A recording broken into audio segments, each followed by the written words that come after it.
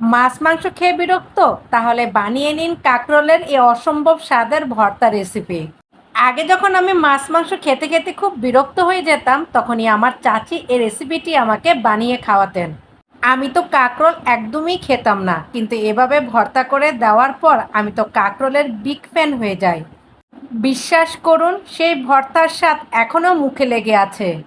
আর মজার ব্যাপার হচ্ছে, আমার চাচি সেখানে এমন একটা সিক্রেট উপকরণ দিয়েছে যে স্বাদ আরও কয়েক গুণ বাড়িয়ে দেয়। তাই প্রিয় দর্শক, আপনাদের মাঝে আমি এই রেসিপিটা শেয়ার করছি। যারা কাঁকরোল খায় না, তারাও যদি এই ভর্তাটা একবার খায়, বারবার খেতে চাইবে। এই রেসিপিটি আপনাকে বানিয়ে দিতে বলবে। তাহলে চলুন দেরি না করে শুরু করি। আসসালামু আলাইকুম রহমতুল্লাহ ওবরাকাতুহ। যে যেখানে আছেন, আশা করি আল্লাহর রহমতে ভালো আছেন। আমিও আপনাদের দোয়ায় আল্লাহর রহমতে ভালো আছি। কাঁকরোলের গায়ের হালকা কাটা কাটা অংশগুলো একটু ভালো করে চেঁচে নিলে ভর্তা করার পর দেখতে সুন্দর লাগে, আর টেক্সচারটাও দারুণ মসৃণ হয়। তাই আমি কাঁকরোলের গায়ের হালকা কাটাগুলো চেঁচে নিচ্ছি।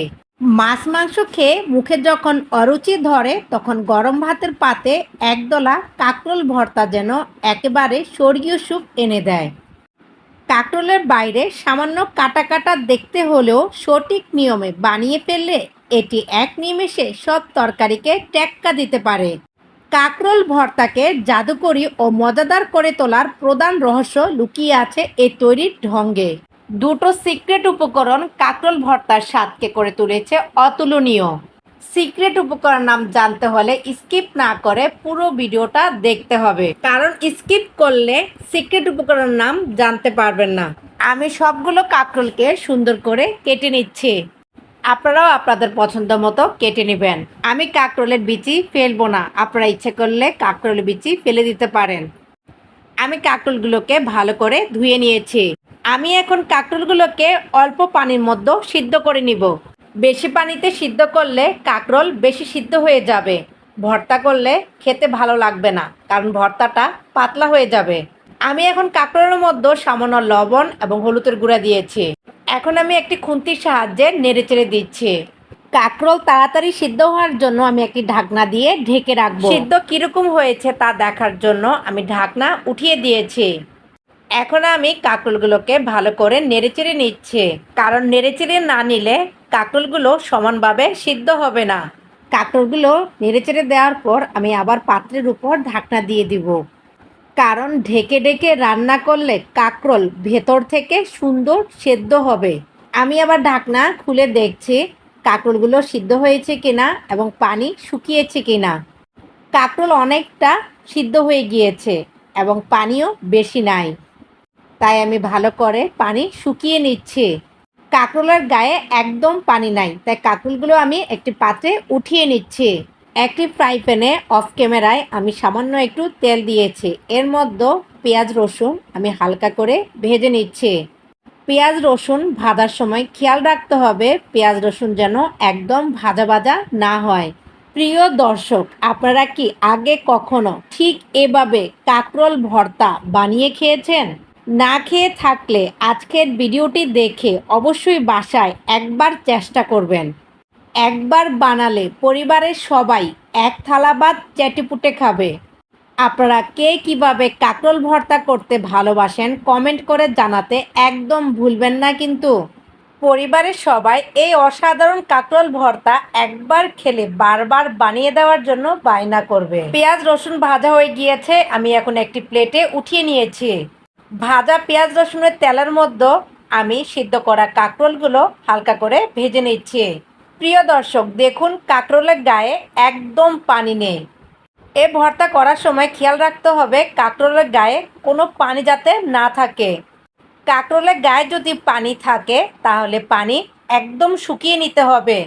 আমি এখন কাঁকরোলগুলোকে একটি প্লেটে উঠিয়ে নিচ্ছি। এখন আমি কয়েকটা শুকনা মরিচ ভেজে নিচ্ছি।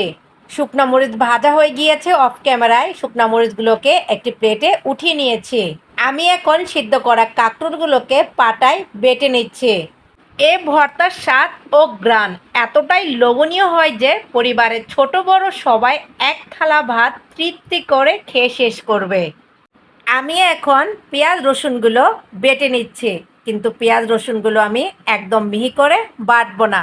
এমনকি যারা কাঁকরোলের নাম শুনলে দূরে পালায় তারাও এটি চেটেপুটে খাবে এবং টেরও পাবে না যে এটি কাঁকরোলের ভর্তা ছিল। বেটে রাখা কাঁকরোলগুলোকে আমি এখন হালকা বাটা পেঁয়াজ রসুনের সাথে ভালো করে মিশিয়ে নিব। প্রিয় দর্শক, এ ভর্তা দিয়ে গরম ভাত, ধোয়া ওঠা খিচুড়ি, খুদের ভাত কিংবা সকালে রুটি ও পরোটা সব কিছুর সাথে কিন্তু দুর্দান্ত জমে যাবে।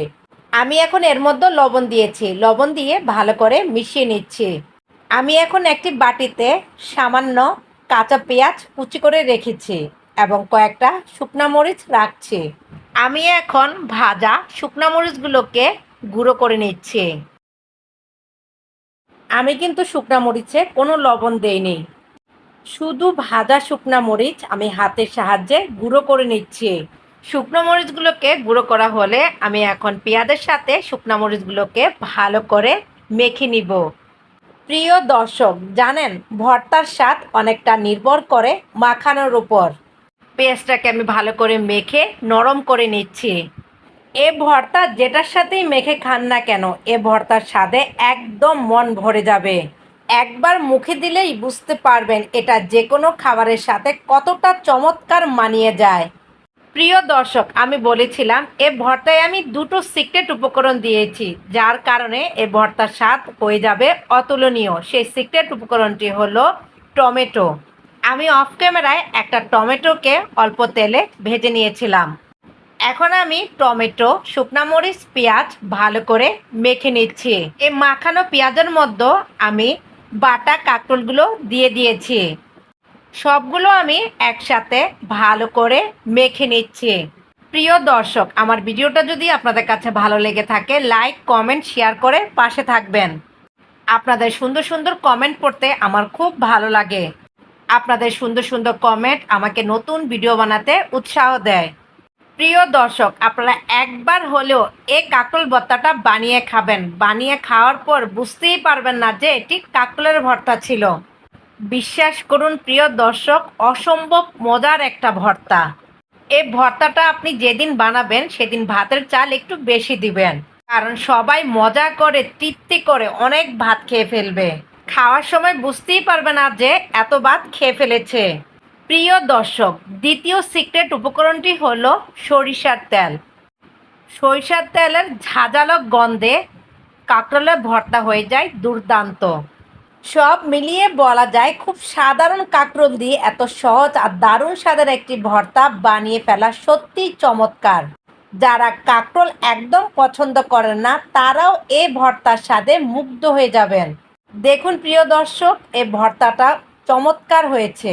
আমি ভর্তা বানিয়ে লোভ সামলাতে পারিনি, সাথে সাথে ভাত নিয়ে খেতে বসে গিয়েছি। আজই তৈরি করে দেখুন আর সবাইকে তাক লাগিয়ে দিন। আপনার খাবারের টেবিল জমে উঠুক অসাধারণ এক কাঁকরোল ভর্তায়। যারা স্কিপ না করে আমার পুরো ভিডিও দেখেছেন সকলকে অসংখ্য ধন্যবাদ। সকলের জন্য রইল অনেক অনেক দোয়া, অনেক অনেক ভালোবাসা। সবাই ভালো থাকবেন। আসসালামু আলাইকুম ওয়া রাহমাতুল্লাহি ওয়া বারাকাতুহু।